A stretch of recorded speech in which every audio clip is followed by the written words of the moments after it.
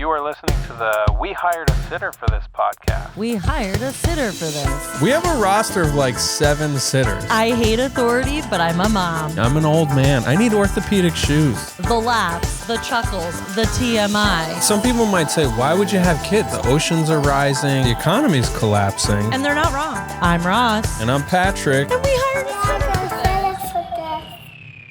Hi, America. It's We Hired a Sitter for This, episode 185. My name is Patrick Holbert, and this is... Ross Aaron Martineau. Hello. And it's nice to be home. It is Easter Sunday, 420. Smoke it up. And what's going on today? He has has risen. risen. He has risen. He has risen. Whoever he is for you, He's risen. They've risen. yes. Whatever that means to you, whoever that is, just know he's up. Do you have the little Apple TV remote? I want to turn off the TV. The TV, the screensavers are going to distract me. I'm like, I'd rather be there right now. Yeah. Machu Picchu? Yeah. Was that it? So, yeah, it's Easter Sunday. This will come out April 23rd, 2025. Big news, you guys. Yesterday, my special dropped, as the kids say. Yesterday. It dropped on Tuesday, April 22nd, which hasn't happened yet, but it has risen. Ah, I see. So yeah, buy or rent my special. For the love of God, please help April me. 22nd. Yeah. What did I say? No, I'm clarifying for myself because we're saying when we're recording, we're telling you when it's the podcast airs, and then you said my podcast dropped yesterday, but not as if we're in this moment. Right. I mean, we are high. We smoked so much weed, man. How do you feel on 420? Does it trigger your sobriety? No. Because you loved weed. You were a pothead, right? A very long time ago, though. Yeah. Like, I think of my potheadness as like Addict Junior. Yeah. Training. You know? Training for coke. Because I was not... It was like your weed was like your yellow belt, and you're like, I'm gonna get that. It was white a literal belt. gateway drug. Your black belt for cocaine is a white belt. Yeah, it was a literal gateway drug. I think I just associate it so much with college. So, Oh yeah, Vermont, man. Yeah. The Green State, man. brah. Smoke it up. My one. I heard in Vermont you get off school for 420. Is that supposed to be funny? That's a joke. Okay. It's a That was supposed to be fun. Ha ha ha ha ha ha ha ha ha ha ha. ha. I will share a funny anecdote, which I might have shared in the past, that at my college, which was in northern Vermont, everyone was smoking a lot of weed. It was like accessible in a way that I had never experienced in high school, and it was like very good weed too. I have no idea where it was coming from, but like it was just better and stronger and more more Canadian weed. Probably, right? I have no idea. I think, yeah. Anyways, so many glass shops in Burlington. People really like, I remember going with my freshman year roommate down to this glass shop on Church Street in Burlington. Glass shop meaning pipes and Yes. bowls and bongs. Because that's how we used to do it back in the day. We weren't eating it. We weren't vaping it. We were just burning one down. Well, now so it's to speak. joints aplenty because you can buy like individual pre-rolled joints. That's like a Well, thing. yes, of course. But also like, I just think people are ingesting it in so many different ways now, whereas it was truly just like, you really spending money on like a great glass piece to get nice clean smoke. I don't even know what exactly, but my freshman year roommate who had just gotten off the Phish trail, okay? Oh yeah. She was selling grilled on cheeses. She was selling grilled cheeses in the parking lot to get from location to location. She was like, it was like nothing I'd ever heard or seen. She's doing merch. She's doing merch. That's genius. Should I be doing grilled cheeses Stop. before shows? Stop. No, you shouldn't. You're a fucking grown man. I'll set up a generator with and a George Foreman grill. She is now a high school principal, okay? So like she got her shit together. But anyways, we painstaking hours we went back and forth to multiple locations. She wanted to get the perfect one. And I was just like, just fucking pick a pipe for God's sakes. Yeah. Like, what are we doing? Anyways, that was like the experience at my college. What did she end up with? What do you remember what it looked like? A bubbler. You know what a bubbler is? Is that like a bong, but a small one? It's literally, it looks like a pipe, Yeah. like an old timey pipe, but made out of blown glass that's like psychedelic. But you put water in the bottom.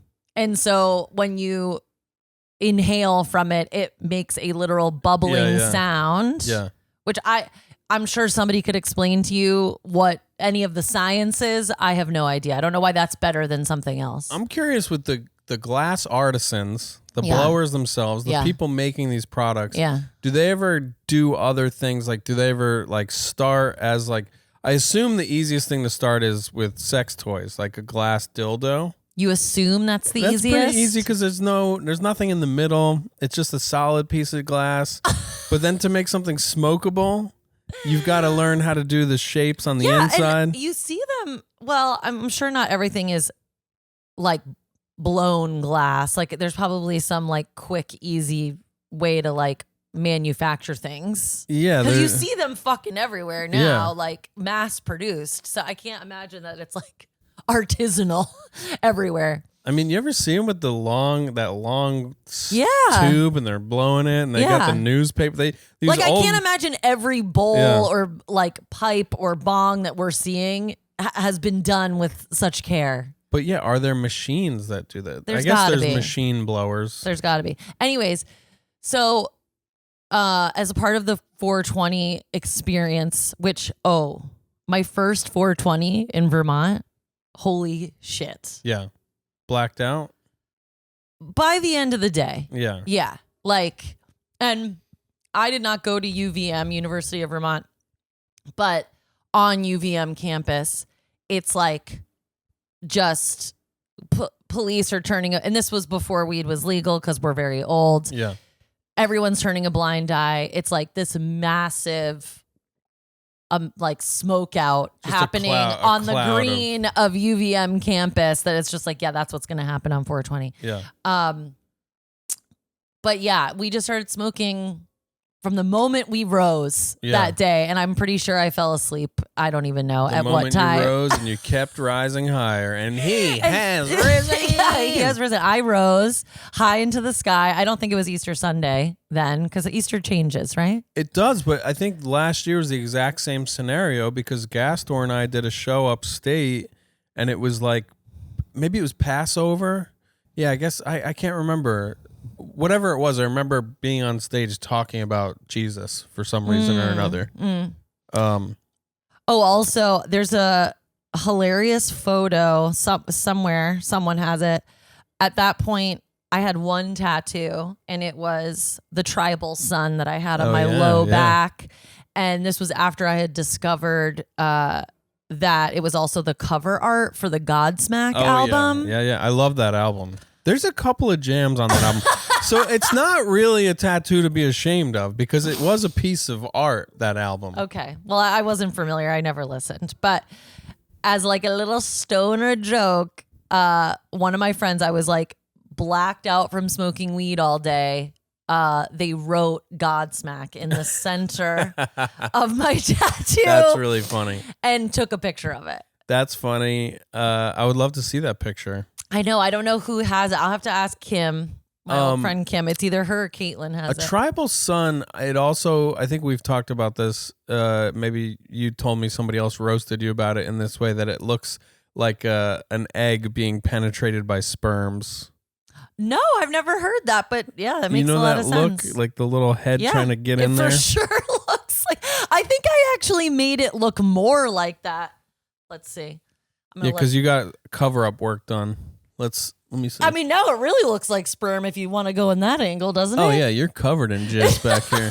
Yeah, these vines are just ropes and ropes of it. Wait, where is the original sun, though? You can make it out. In the middle?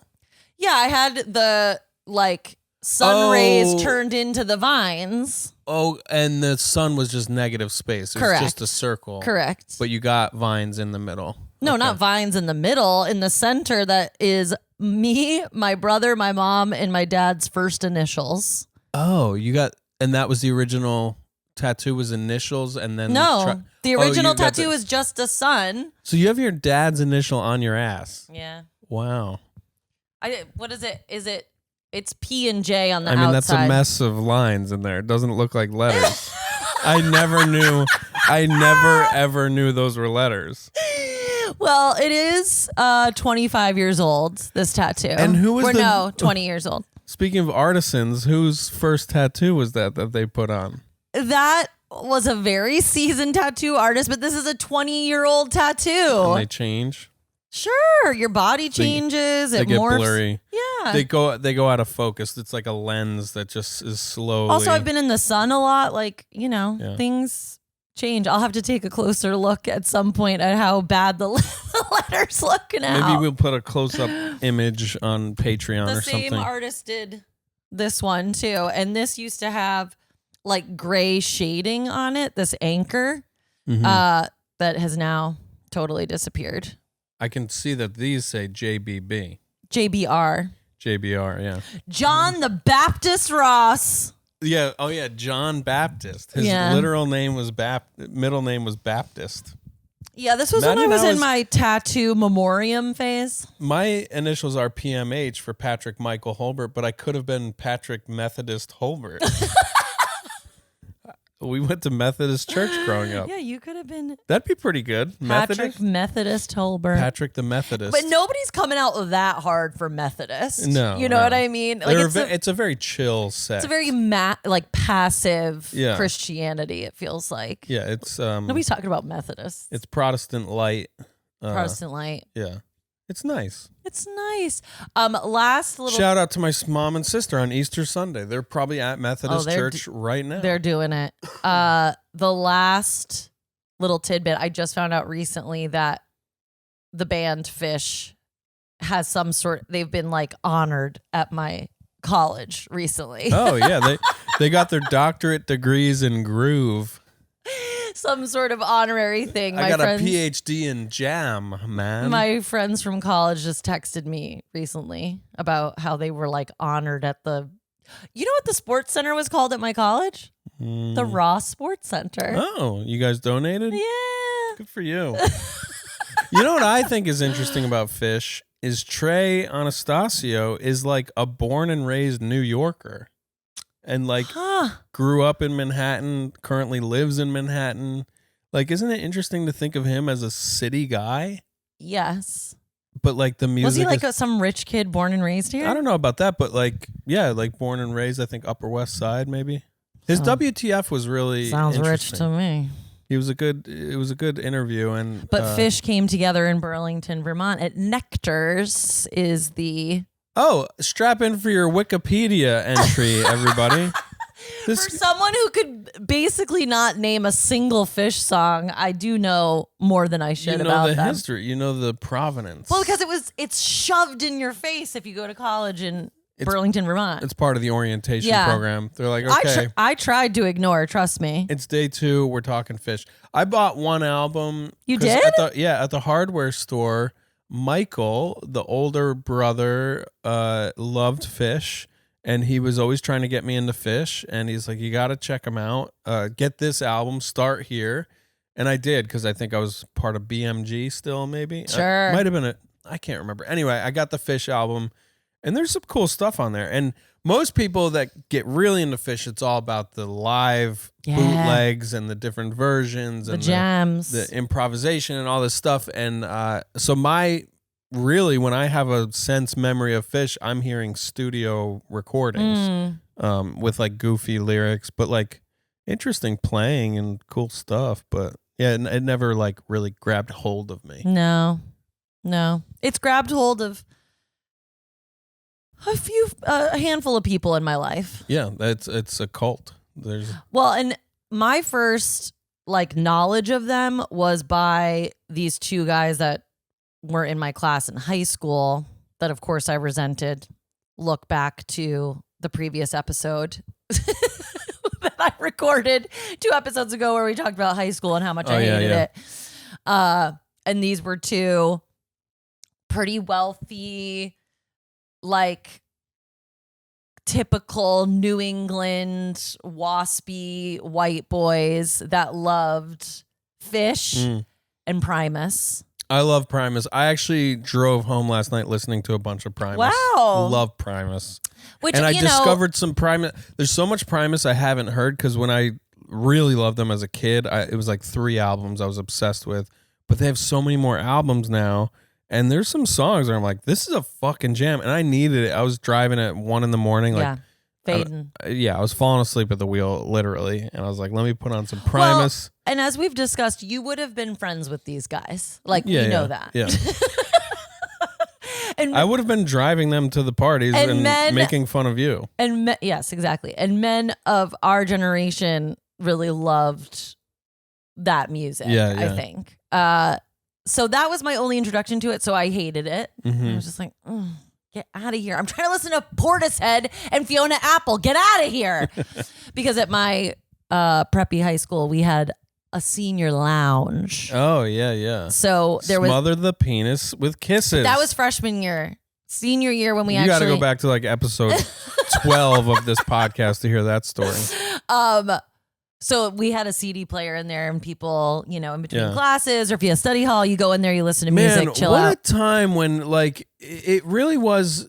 It wasn't a faux pas to have a Walkman or headphones. Like, people did do that, but not like now. Like, now it's like totally socially acceptable to be around a lot of people and have your own headphones in and listening to whatever.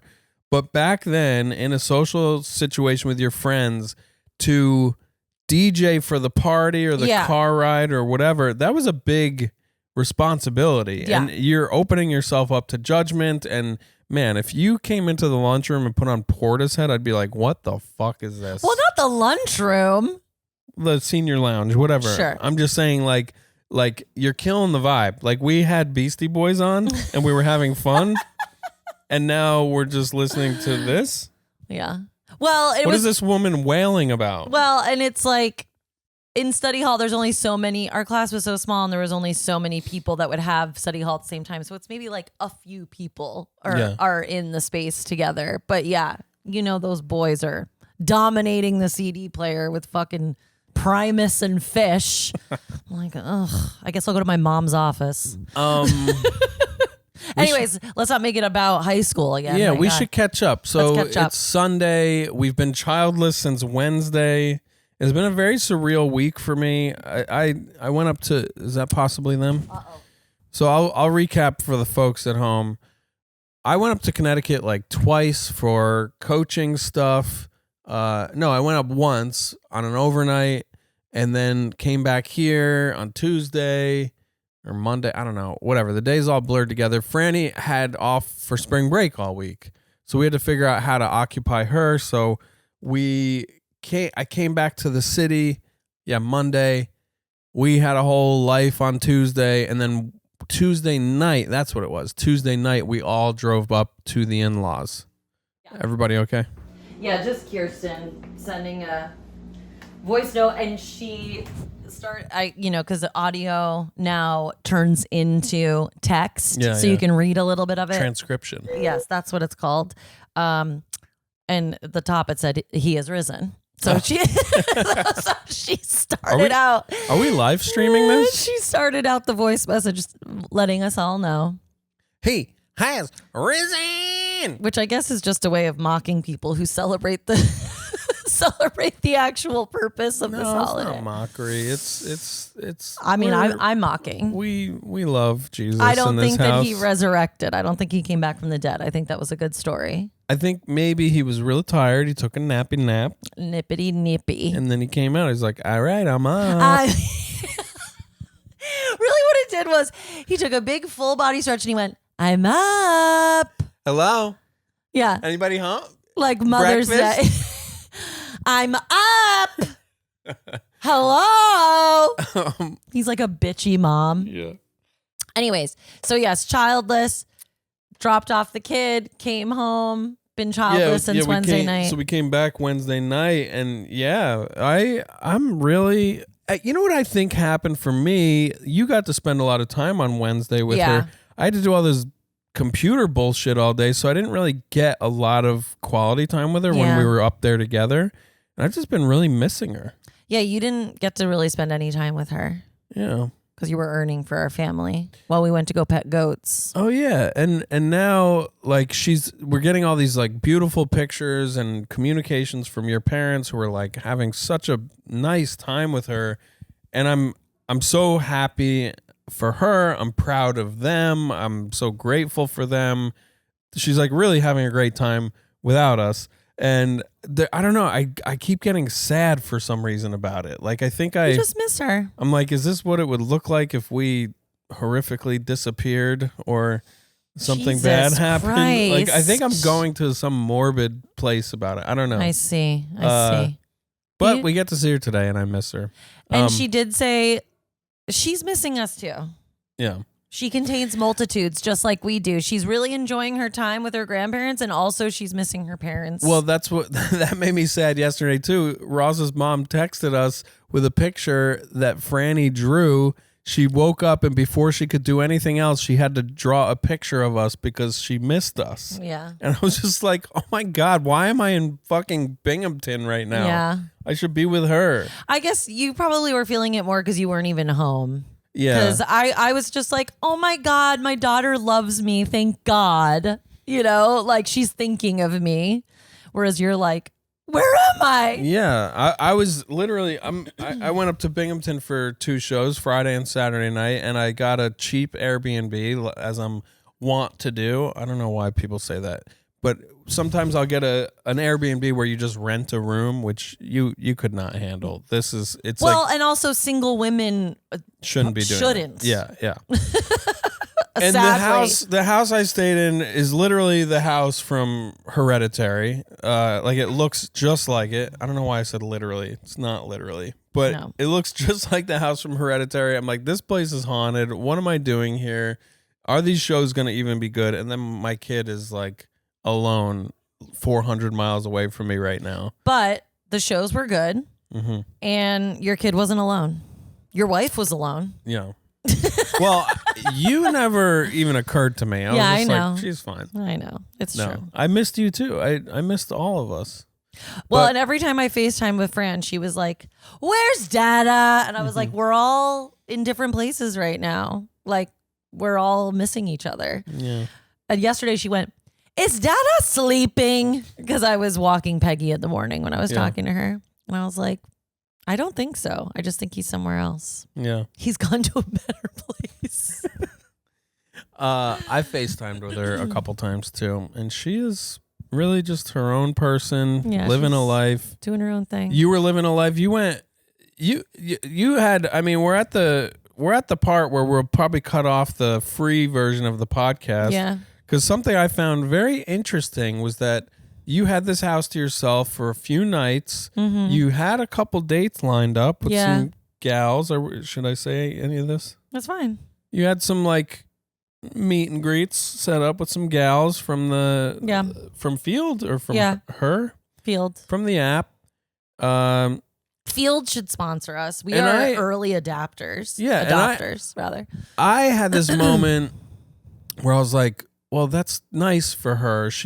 I hope she has some fun. Like we've had a lot going on, you know, and then you told me, you were like, I think I'm going to cancel. I just don't feel like doing any of it. No. And it just struck me as interesting. And then you filled your day yesterday with all this cool stuff. Yeah. And I'm like, my hunt is like really on her own personal journey right now.